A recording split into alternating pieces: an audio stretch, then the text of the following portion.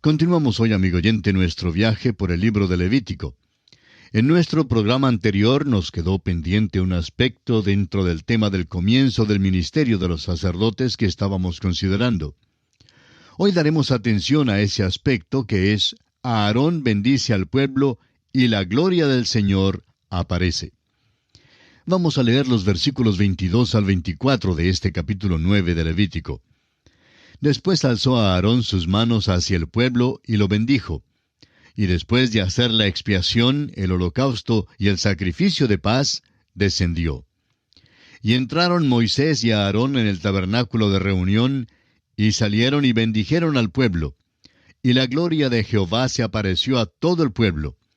Y salió fuego de delante de Jehová, y consumió el holocausto con las grosuras sobre el altar.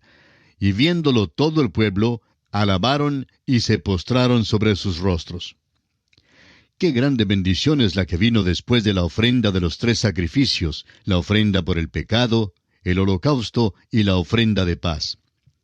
Se cree que cuando Moisés y Aarón entraron al tabernáculo, permanecieron allí hasta la hora del sacrificio de la noche, cuando salieron para bendecir al pueblo, y que precisamente cuando salieron fue cuando la gloria del Señor apareció. Ahora todo este ritual es consumado, y Aarón es consagrado como sumo sacerdote. Los israelitas, viendo todo esto, alabaron a Dios y se postraron sobre sus rostros. Amigo oyente, Cristo nuestro sumo sacerdote ya ha entrado en el lugar santo que está en el mismo cielo, y hoy mismo Él está intercediendo allí por usted y por mí. Asegúrese, amigo oyente, que este Cristo viviente sea personalmente su sumo sacerdote. Póstrese ante Él en adoración y alabanza. Y en esta forma, amigo oyente, concluye nuestro estudio del capítulo 9 de Levítico. Entramos ahora en el capítulo 10. En los capítulos que acabamos de estudiar, considerábamos con todos sus detalles el rito de la consagración al sacerdocio. Pero ahora, en el capítulo 10, nos encontraremos con un sorprendente relato sobre el caso de 2 hijos de Aarón, Nadab y Abiú, quienes pretendieron desempeñar sin autorización alguna el oficio del sacerdocio, y quienes por consiguiente tuvieron que sufrir la pena de muerte. Esperamos que usted, que ha podido acompañarnos regularmente en estos estudios sobre el libro de Levítico, ya se haya dado cuenta que este libro tiene muy pocos pasajes narrativos. La realidad es que hay solo 2 en todo el libro. En cambio, este libro está repleto de instrucciones, ritos, reglamentos y leyes, todo lo cual hace que su lectura sea difícil. Bueno, aquí tenemos un cambio brusco en todo esto, ya que es un capítulo escrito precisamente en estilo narrativo. Sin embargo, encontraremos que debido a su temática, su lectura no es de las más deleitables, ya que lo que relata es una tragedia horrible. Veremos aquí otra mancha negra en la larga historia de la humanidad que persiste en su rebelión y pecado. Veremos que este será el relato de la rebelión y desobediencia de los 2 hijos de Aarón. Un relato que viene justamente después del que narra los gloriosos eventos del día de la consagración al sacerdocio, día en que la gloria de Dios fue manifestada. Sin embargo, si observamos nuestras propias vidas hoy en día, veremos que así precisamente es como suceden las cosas. Después de nuestras mayores victorias es cuando sufrimos las más humillantes derrotas. En la Biblia encontramos que esto es lo que sucedió en el caso de Josué, por ejemplo, quien inmediatamente después del glorioso triunfo en la batalla de Jericó, sufrió la humillante derrota en Ai. Creemos que en este caso, la aparente presunción de Nadab y Abiú realmente infunde miedo, especialmente si la consideramos a la luz de las claras enseñanzas dadas por Dios en el monte Sinaí. En Éxodo capítulo 19, versículo 22, Dios dijo: «Y también que se santifiquen los sacerdotes que se acercan a Jehová, para que Jehová no haga en ellos estrago». Y luego, una vez más, en Éxodo capítulo 30, versículos 34 al 38, donde Dios dio a Moisés la fórmula para el incienso para el tabernáculo, Él dice en los versículos 37 y 38, «Como este incienso que harás, no os haréis otro según su composición. te será cosa sagrada para Jehová. Cualquiera que hiciere otro como éste para olerlo, será cortado de entre su pueblo. Sin embargo, veremos que Nadab y Abiú quebrantaron ambas disposiciones. Ahora, ¿qué fue lo que ocurrió aquí? Bueno, Dios demostró por medio de este incidente su absoluta santidad en el mismo comienzo de la edad de la ley. Ahora bien, algunos quizá dirán que al comenzar la edad de la gracia no ocurrió nada similar para enfatizar la santidad de Dios. Pero por favor, no pasemos por alto el caso de Ananías y Zafira, quienes, como vemos en Hechos capítulo 5, versículos 1 al 11, pretendieron engañar al Espíritu Santo. Y en ese caso, una vez más, la muerte inmediata fue la pena drástica que fue impuesta. Amigo oyente, Dios es santo, y nunca debemos olvidar que su trato con sus hijos siempre es a base de la santidad. El escritor a los Hebreos, en el capítulo 12 de su carta, versículo 29, establece que nuestro Dios es fuego consumidor, una verdad que debe acompañarnos en todo momento en nuestros días. El apóstol Pablo, en su segunda carta a los Corintios, capítulo 5, versículo 11, dice: «Conociendo, pues, el temor del Señor, persuadimos a los hombres». Y esto es también lo que debemos reconocer hoy en día. Hay una amonestación más en el capítulo 12 de la carta a los Hebreos, versículo 25, donde dice: «Mirad que no desechéis al que habla, porque si no escaparon aquellos que desecharon al que los amonestaba en la tierra, mucho menos nosotros si desecháremos al que amonesta desde los cielos». Y este es uno de los más grandes pecados de estos tiempos, el de no escuchar lo que Dios tiene que decir en su palabra. El mundo actual rehúsa prestarle la menor atención a la palabra de Dios. Entrando ahora en nuestro estudio directo de este capítulo 10 de Levítico, vamos a comenzar con un breve bosquejo. El tema central de este capítulo es las restricciones sobre los sacerdotes. Y analizaremos este tema en tres aspectos. Primero, el incidente de Nadab y Abiú, hijos de Aarón, contenido en los versículos 1 al 5. En segundo lugar, aparecen las instrucciones que resultan de este incidente en los versículos 6 al 11. Y por fin tenemos el mandato con respecto a las ofrendas en vista de este incidente en los versículos 12 al 20. Comencemos pues con el primer aspecto, esto es, el incidente de Nadab y Abiú, dos hijos de Aarón. Leamos para ello los primeros dos versículos de este capítulo 10 de Levítico. Nadab y Abiú, hijos de Aarón, tomaron cada uno su incensario, y pusieron en ellos fuego, sobre el cual pusieron incienso, y ofrecieron delante de Jehová fuego extraño, que él nunca les mandó. Y salió fuego de delante de Jehová, y los quemó, y murieron delante de Jehová. Puede arguirse aquí que la pena de muerte fue quizá demasiado severa para la transgresión que se cometió. Pero note usted lo que dice la última parte del primer versículo. Dios dice aquí que Él nunca les mandó. Creemos que esto revela algo sobre la enormidad del crimen, y es por eso que la pena es justa. Su desobediencia fue premeditada y considerada a la luz del mandamiento explícito de Dios. Ahora, exactamente, ¿qué fue lo que hicieron para incurrir en un juicio tan severo?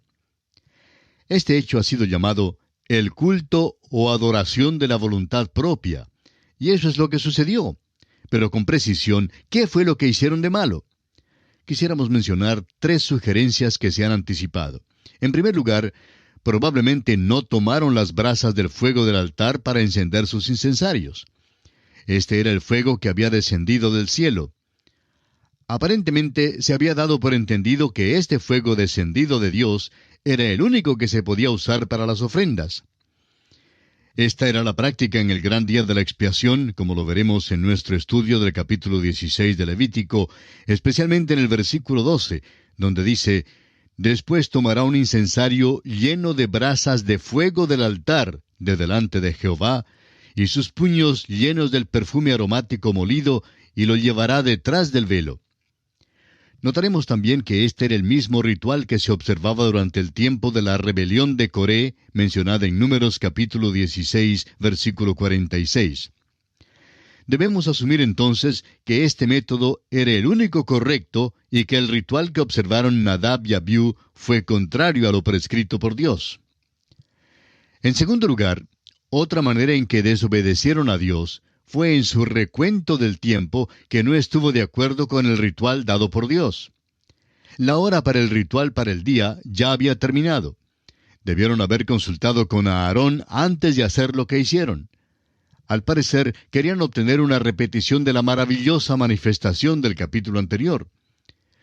¿No es este, amigo oyente, el problema de nuestros días cuando mediante el culto de nuestra voluntad tratamos de duplicar lo que Dios ha hecho? Son muchos los que con sus propias fuerzas tratan de duplicar las experiencias del día de Pentecostés. Pero, amigo oyente, esto es adoración de la voluntad, y Dios no acepta tal cosa. Dios es soberano y es su voluntad la que será cumplida en todo. El Espíritu de Dios moverá según sea su soberana voluntad. Nuestro deber es el de simplemente hacernos disponibles y obedientes a Él.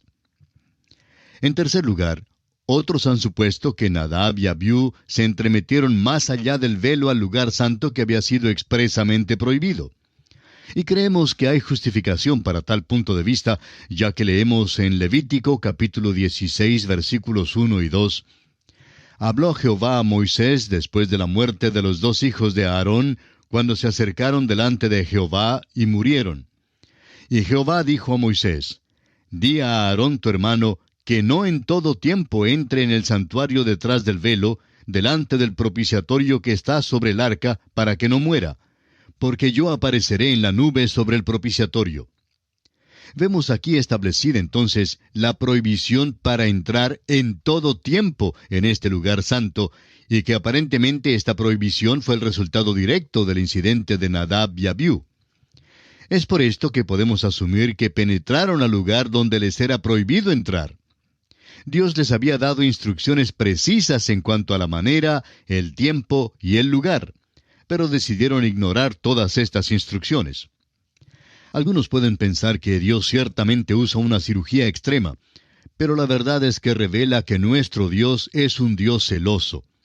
Él es soberano en todos sus tratos, y aquellos que vienen a Él tienen que venir según sus condiciones. Todavía es verdad que el obedecer es mejor que los sacrificios. Dios no aceptará la adoración que sea según nuestra propia voluntad, no importa lo sinceros que seamos. Debemos notar también aquí que el alto puesto de estos hombres no les ofreció ninguna inmunidad. La ejecución repentina de juicio aquí es algo realmente asombroso. No se puede evadir la declaración de que el fuego fue del Señor. Nosotros también tenemos que reconocer que el juicio de Dios no es ajeno a la edad de la gracia. Puede que no sea siempre tan repentino, pero es seguro que se realizará. El apóstol Pablo en su primera carta a los Corintios, capítulo 11, versículo 30 nos dice, Por lo cual hay muchos enfermos y debilitados entre vosotros, y muchos duermen. Y en el caso de Ananías y Zafira fue tan repentino y seguro como en el incidente de Nadab y Abiú. Ahora, eso no significa que el creyente en Cristo pueda perder la salvación. Nadab y Abiú y Ananías y Zafira no perdieron su salvación, ni la perdieron los creyentes en la congregación de Corinto sobre quienes cayó el juicio. Esto lo vemos claramente expuesto en los versículos 31 y 32 de la primera carta a los Corintios capítulo 11, donde Pablo dice, Si pues nos examinásemos a nosotros mismos, no seríamos juzgados. Mas siendo juzgados, somos castigados por el Señor para que no seamos condenados con el mundo. A veces la muerte física es un juicio para el Hijo de Dios. Hay pecado de muerte, según Primera de Juan, capítulo 5, versículo 16. Pero lo que se trata aquí es solo la muerte física, y el Hijo de Dios no es condenado con el mundo. Estos juicios, tanto en el Antiguo como en el Nuevo Testamento, son ejemplos para los creyentes de que Dios detesta el culto de la voluntad. Pero en ambos casos, la condenación no es muerte eterna. El creyente tiene que venir tal como Dios quiere que venga, solo en los méritos de Jesucristo. El pecador que cree tiene que adorar así como Dios quiere que se le adore. El escritor a los Hebreos en el capítulo 10 de su carta, versículos 19 al 22, nos dice definitivamente que debemos venir confiadamente a Dios, pero que debemos venir mediante la sangre de Jesús. Llegamos porque tenemos un gran sumo sacerdote, pero debemos venir con corazón sincero, en plena certidumbre de fe, purificados los corazones de mala conciencia y lavados los cuerpos con agua pura. Dios discierne el estado de nuestro corazón, como dice Levítico capítulo 10, versículo 10, para poder discernir entre lo santo y lo profano, y entre lo inmundo y lo limpio. No crea usted, amigo oyente, que Dios no puede obrar con juicio hoy en día, tal como en el día de la iglesia de Corinto. Hoy en día también hay muchos enfermos y debilitados entre vosotros, y muchos han muerto. Algún día, en el día señalado por Dios, Jesús vendrá sobre el mundo perdido con juicio de fuego. No trate de esconder su cabeza en la arena como pretende el avestruz. Enoc predicó en cuanto a esto. Judas, en su carta, los versículos 14 y 15, dice: «De estos también profetizó Enoc, séptimo desde Adán, diciendo: He aquí vino el Señor con sus santas decenas de millares para hacer juicio contra todos y dejar convictos a todos los impíos de todas sus obras impías que han hecho impíamente y de todas las cosas duras que los pecadores impíos han hablado contra él». El apóstol Pedro también dijo lo mismo en su primera carta, capítulo 4, versículo 18. «Y si el justo con dificultad se salva, ¿en dónde aparecerá el impío y el pecador?». Quiere el Señor que cada uno de nosotros aprendamos a juzgarnos a nosotros mismos, de manera que Dios no tenga que juzgarnos. Y tenemos que detenernos aquí, amigo oyente, porque nuestro tiempo ha concluido por este día.